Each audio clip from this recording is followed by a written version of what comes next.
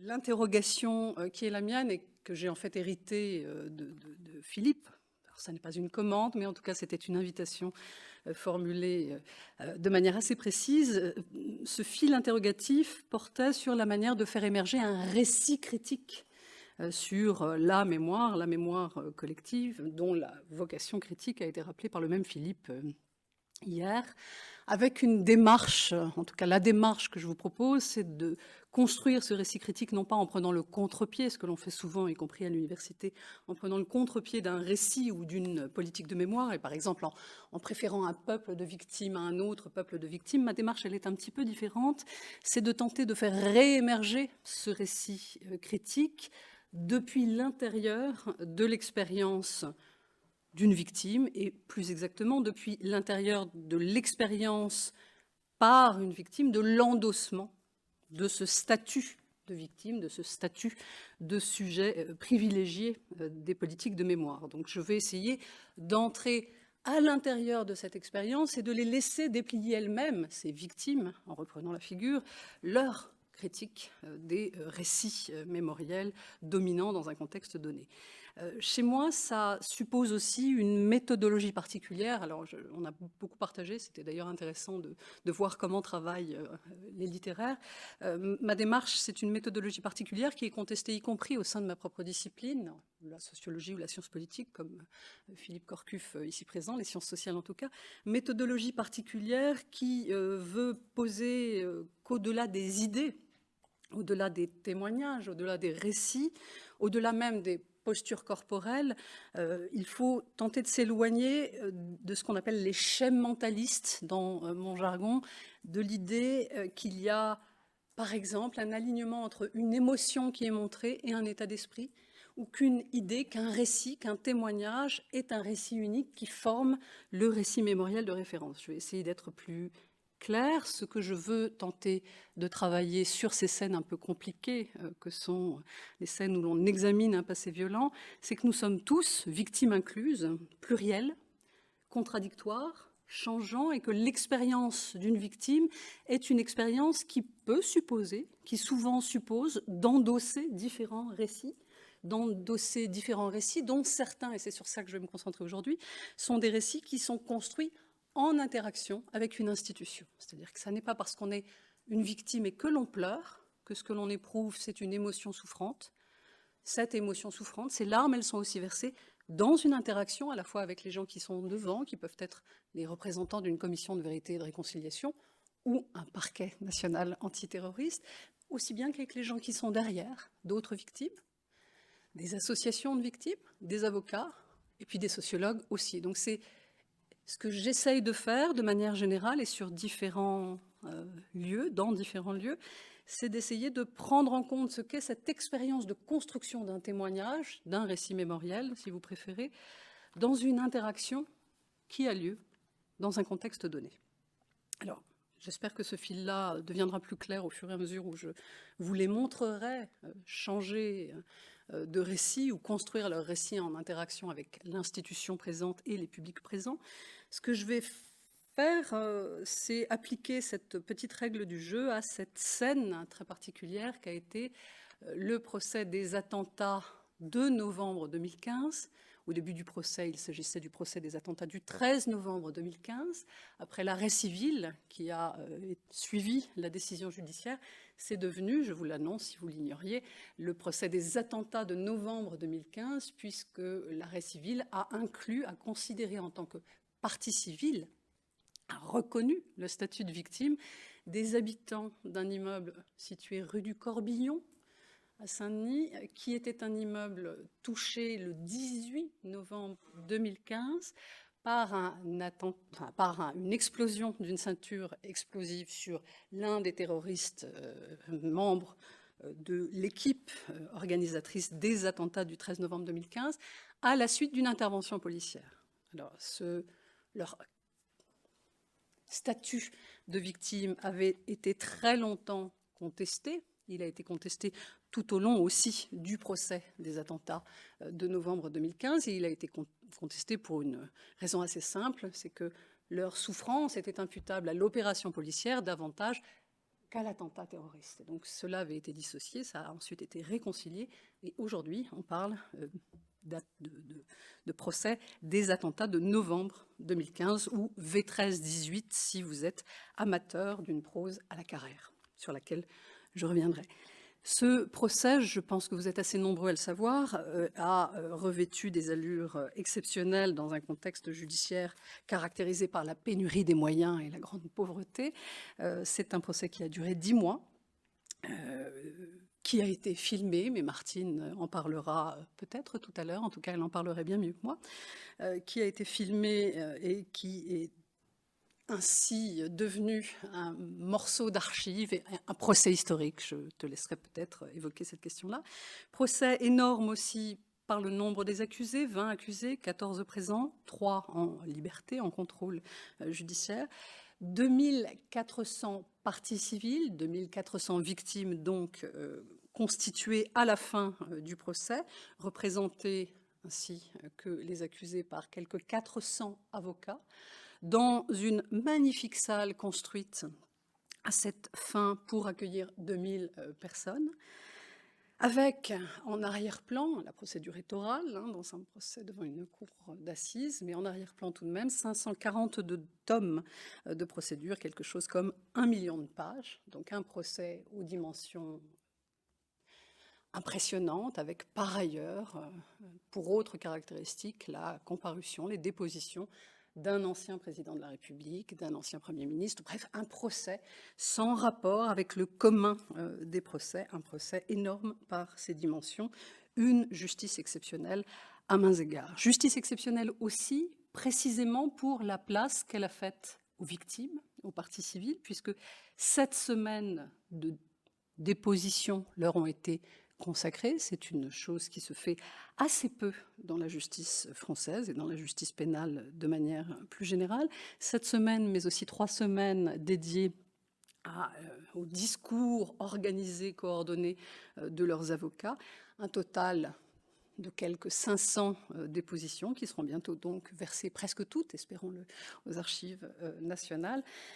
Un moment de production d'un récit par des victimes sur une expérience, non seulement au moment des attentats, mais sur les conséquences traumatiques, c'est l'expression qui a été consacrée, sur les conséquences traumatiques de ces attentats, examinées tout au long de leur vie depuis 2015, entre 2015 et 2021 donc.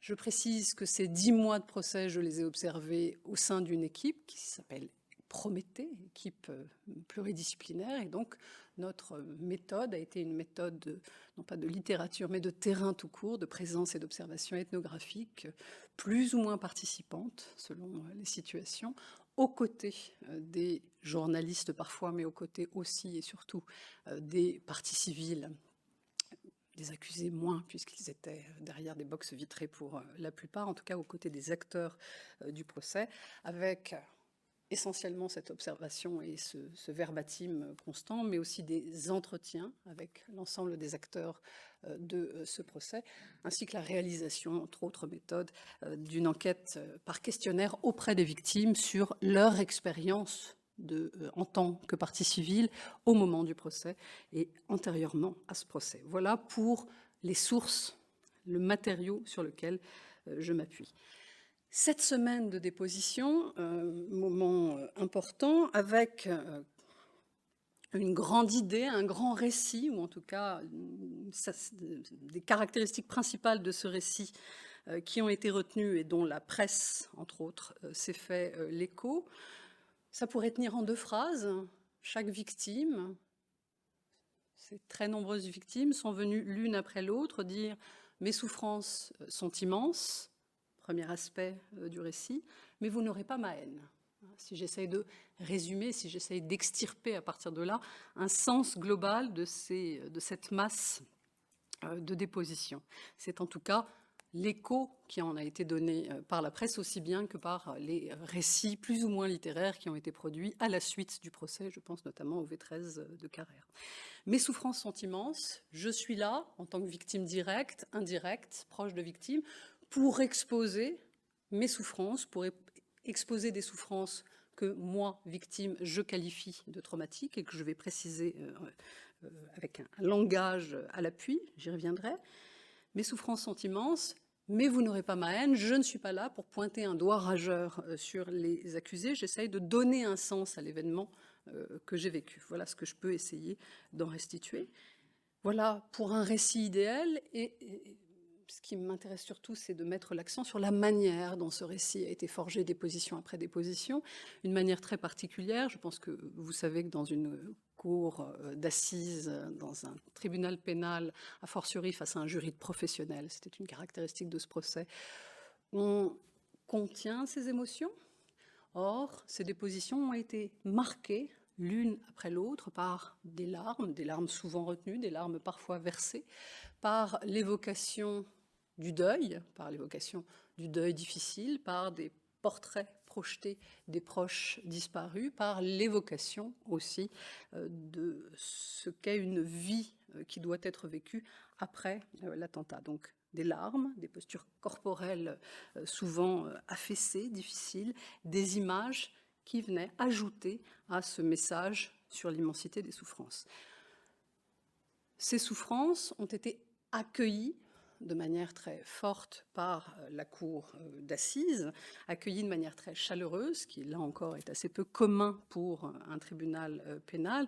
Et je pourrais évoquer parmi 1000 autres exemples cette réaction du président de la cour d'assises face à un jeune homme qui vient raconter que pendant des années, il ne s'est souvenu de rien jusqu'à un moment où il a soulevé le tapis et il a vu ce qui se cachait sous le tapis, en l'occurrence un sentiment de grande culpabilité pour n'avoir pas sauvé et pour avoir piétiné d'autres corps de blessés. Et face à ce jeune homme qui explique avoir été affecté par ce terrible sentiment de culpabilité, le président dit de manière très chaleureuse « Monsieur, vous n'avez rien à vous reprocher, monsieur la victime ». Donc vous avez là une expérience d'accueil bienveillant par une cour d'assises, par un magistrat pour le moins très professionnel et très accoutumé à ce type d'exercice. Et ce magistrat rodé prend un petit peu cette position d'accueil que l'on pourrait trouver chez un psychiatre, un psychanalyste, et consacre le statut de victime de cet homme qui vient de confesser son immense culpabilité. Accueil chaleureux par la cour, accueil chaleureux, je ne saurais dire, mais accueil aussi par les accusés, puisque ce type de discours a suscité des formes de dialogue entre les victimes, les parties civiles et les auteurs, a provoqué aussi quelques inflexions, quelques changements dans les positions qui ont été affichées par ces accusés. Je pense que vous avez tous suivi l'évolution de Salah Abdeslam tout au long du procès, en tout cas la manière dont les médias ont dépeint cette évolution à partir d'une posture très figée et de choix de silence ou de revendication du refus de la légitimité du tribunal jusqu'à une posture d'excuse face aux victimes. Bref, quelque chose s'est établi autour de ce récit des souffrances qui a aussi englobé plusieurs accusés au point, mais c'est un aspect que je ne développerai pas ici, au point d'amener certaines victimes à faire une demande de justice restaurative, en surcroît de la justice pénale, c'est-à-dire à souhaiter que soient mises en place des mesures de dialogue avec les accusés, ou même, scène finale qui nous a tous marqués lors de ce procès, après les derniers mots des accusés, beaucoup des victimes présentes au palais de justice sur l'île de la Cité se sont allées voir les 3 hommes en liberté, en contrôle judiciaire, pour échanger des mots, en règle générale, très bienveillants avec eux. Donc, voilà. Un message principal, nos souffrances partagées, le refus de la haine, des larmes, un accueil chaleureux par une cour très professionnelle et l'esquisse d'un dialogue sur lequel je ne m'étendrai pas avec des auteurs. C'est ce portrait-là qui a été dessiné par les récits ultérieurs. C'est aussi cette description-là qu'on trouve dans le Carrère, qui a valeur de référence aujourd'hui.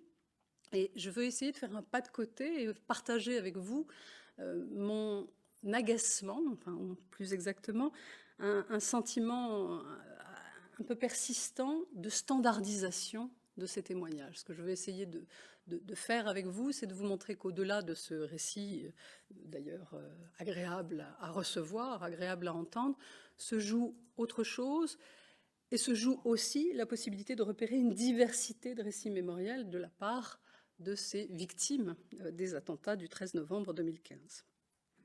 Alors, on a évoqué hier le portrait de ces témoins itératifs, de ces témoins quasi-professionnels qui, de lieu en lieu, et notamment de lieu judiciaire en lieu judiciaire, répètent le même récit. Ça n'est pas tout à fait ça que je veux souligner. Ce que je veux essayer de vous montrer, c'est comment ce récit, mes souffrances sont terribles, mais je ne veux pas manifester de haine, ce récit est un récit qui a été coproduit avec l'institution, avec les associations de victimes, et aussi coproduit dans un contexte qui est un contexte de valorisation contemporaine du registre, du répertoire traumatique. Je souligne un premier point, ces dépositions très émouvantes, qui n'ont pas été complètement faciles à entendre pendant cette semaine. Ces dépositions ont eu beaucoup de points communs. Elles se ressemblaient beaucoup, ces dépositions, et les entretiens que nous avons réalisés, des travaux de certains membres de l'équipe, ont montré que ces dépositions avaient été très largement travaillées en amont avec les avocats des parties civiles. Je ne vais pas développer très longuement. Il y a eu un processus de coordination, à la fois pour rendre cela compatible avec la pression, avec les contraintes de temps de la cour d'assises. Donc cela a été organisé en amont, mais cela a à la fois été organisé en amont pour des raisons pragmatiques de respect du temps, mais aussi de manière ajustée à une autre procédure judiciaire, celle-ci civile, dans laquelle les victimes étaient souvent engagées. Donc le récit qui a été produit sur les attentats du 13 novembre, leur vécu sur le moment et leurs conséquences traumatiques, est un récit qui est complètement enchâssé dans une procédure civile de demande de dédommagement, sans être trop précise. Les réparations ont été en partie versées par le Fonds de garantie des victimes du terrorisme et d'autres infractions, le FGTI. Elles ont été en partie versées, mais souvent l'accord de la partie civile n'a pas été obtenu. Donc, parallèlement au procès pénal, se jouaient d'autres procédures, des procédures contentieuses, beaucoup plus contentieuses à mains égards que ce qui s'est joué dans cette scène pénale. Et ce sont ces catégories, l'impératif pour les victimes et leurs avocats de partie civile de produire un discours qui permettait, sinon de faire progresser la demande d'indemnisation, en tout cas de ne pas la troubler, et qui se sont appuyés de surcroît sur les catégories des procédures civiles, en l'occurrence des préjudices, toute une liste de préjudices. Le Fonds de garantie a développé une grille très très précise qui permet de chiffrer les dommages dus à un attentat terroriste.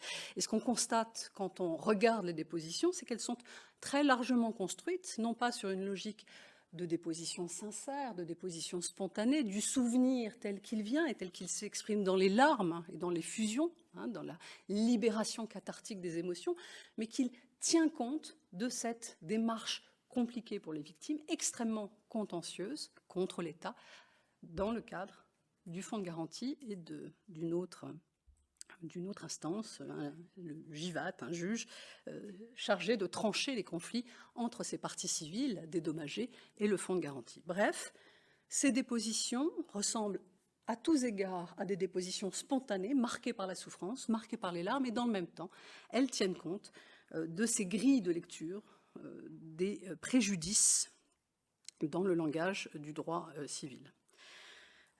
Deuxième aspect frappant de ces dépositions, qui avaient toutes la même structure, qui avaient tout à peu près le même tempo aussi, l'omniprésence d'un langage du trauma. Et ça n'est pas l'omniprésence d'un langage du trauma au sens simple d'une victime qui viendrait dire « je suis traumatisée », c'était un langage extrêmement spécialisé qui montrait que ces victimes avaient toutes vécu une expérience très longue de confrontation avec des psychologues, notamment ceux du FGTI, et c'était très largement approprié les termes médicaux les plus pointus qui ont complètement imprégné leur déposition. Donc on a des dépositions de victimes qui racontent les conséquences traumatiques, qui les racontent au plus près de leur expérience, qui racontent leur dépression, qui racontent leur panne sexuelle, qui racontent leur incapacité à occuper un emploi. Et tout cela est décrypté, tout cela est raconté à partir d'un lexique médical très pointu, qui est non seulement celui du trauma, mais qui est celui d'une théorie particulière du trauma, en l'occurrence, je pourrais vous renvoyer aux travaux de Muriel Salmona, mais on en a entendu parler ce matin dans une question depuis la salle, madame. Une théorie du trauma comme trop plein de mémoire et surtout comme enfermement permanent dans le traumatisme. L'idée que l'on ne sort jamais du traumatisme.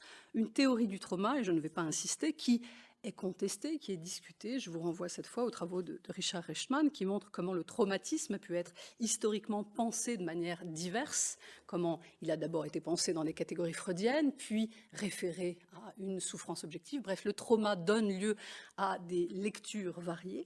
Les dépositions des victimes, ici, s'emparaient à la fois d'un registre professionnel très précis et dans le même temps s'inscrivaient dans une théorie particulière du traumatisme. Et c'était assez frappant d'observer cette convergence autour d'une commune compréhension du traumatisme. Donc, une curieuse standardisation, à la fois dans les formes, à la fois dans la prédominance aussi d'une logique de l'indemnisation civile, une omniprésence du registre traumatique. Tout cela, tout cet aspect de standardisation m'a rappelé une autre scène qui n'est pas cette fois une scène de procès, mais une scène devant une commission de vérité et de réconciliation en Afrique du Sud, 30 ans auparavant, en 1995. Les commissions de vérité et de réconciliation, si je le fais vite, sont précisément ce qui tient lieu de procès quand, dans un contexte de sortie de violence politique et de compromis politique, de pacte entre ceux qui sortent, qui rendent le pouvoir des militaires ou un régime autoritaire, et ceux qui prennent le pouvoir, lorsque ces conditions-là imposent de ne pas recourir au pénal, ne permettent pas la sanction pénale de ceux qui hier détenaient le pouvoir. Ce pourrait être Pinochet, en l'occurrence. En Afrique du Sud, c'était un accord entre le Congrès national africain, représenté par Nelson Mandela à ce moment-là, et ceux qui hier détenaient le pouvoir, en l'occurrence le Parti national, qui était le parti qui avait construit le régime d'apartheid en Afrique du Sud.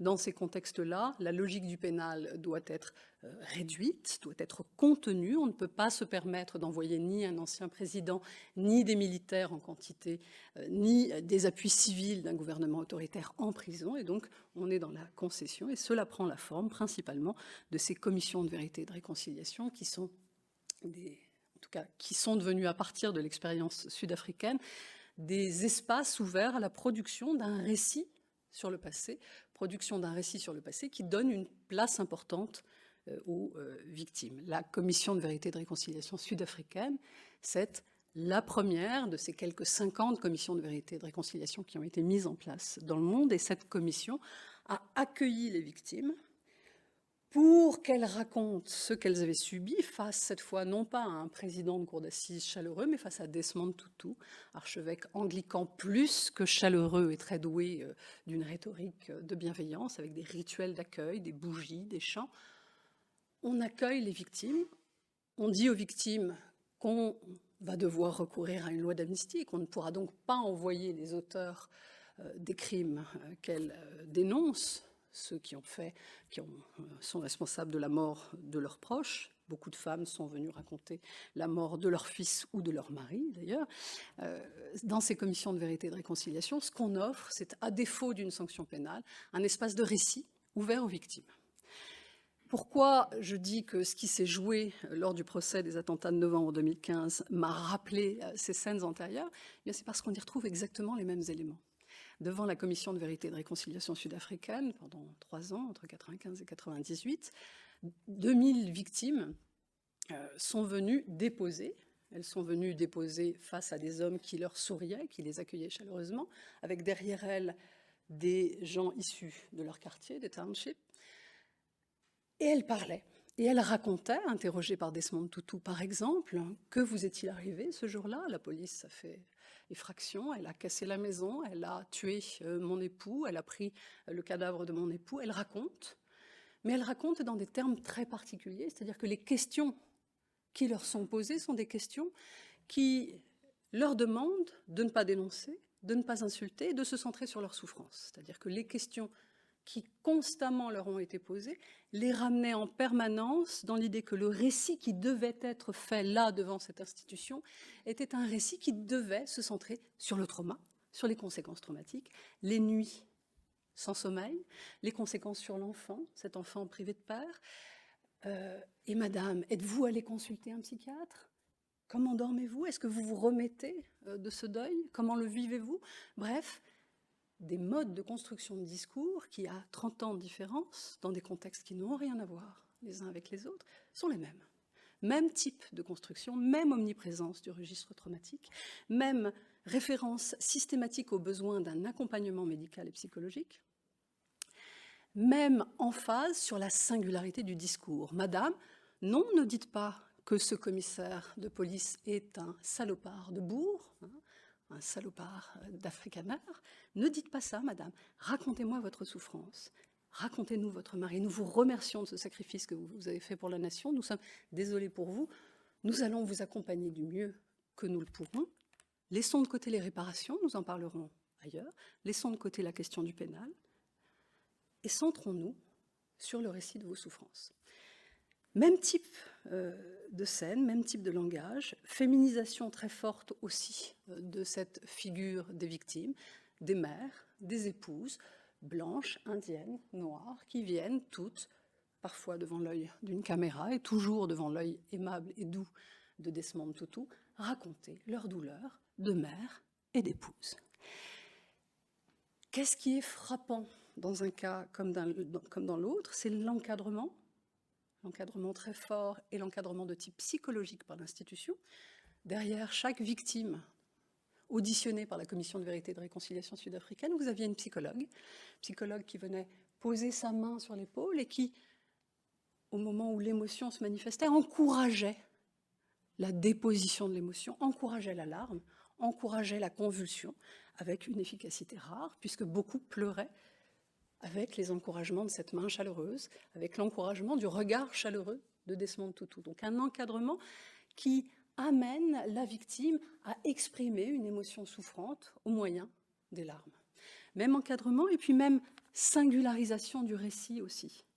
Ce qui est frappant aussi bien quand on regarde les dépositions des parties civiles que les récits que ces femmes, beaucoup de femmes, ont été amenées à faire devant la Commission de vérité et de réconciliation sud-africaine, c'est que le politique, l'histoire, le contexte sont très largement exclus. Dans le procès des attentats de novembre 2015, une victime commençait par raconter la soirée. Je suis arrivée au Bataclan et voilà ce qui m'est arrivé. Et la vie défilait à partir du lendemain. Très peu de références à d'autres événements terroristes, si ce n'est ceux arrivés ultérieurement en tant que rappel, reviviscence du traumatisme.